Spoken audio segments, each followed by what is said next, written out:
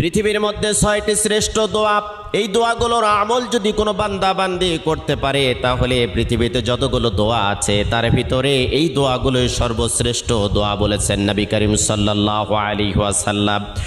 কোনো বান্দা বান্দি যদি যতই বিপদে থাক, কষ্টে থাক, দুর্ভিক্ষে থাক, উৎকণ্ঠার মধ্যে থাক না কেন, সকাল থেকে সন্ধ্যা পর্যন্ত যদি কোনো বান্দা বান্দি দরুদ শরীফের আমল করতে পারে, রাতের বেলা যদি দরুদ শরীফের আমল করতে পারে, হাজারো অশান্তির দাবানল থেকে আল্লাহ রাব্বুল আলামিন শান্তি দান করবেন। 1 নম্বরে দরুদ শরীফের আমল করবেন। 2 নম্বরে ইস্তেগফার।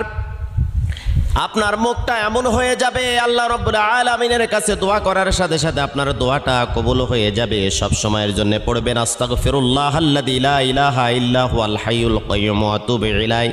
যদি না পারেন তাহলে পড়তে থাকবেন শুধু আস্তাগফিরুল্লাহ। 3 নম্বরে আপনি পড়বেন ইয়া যাল জালালি ওয়াল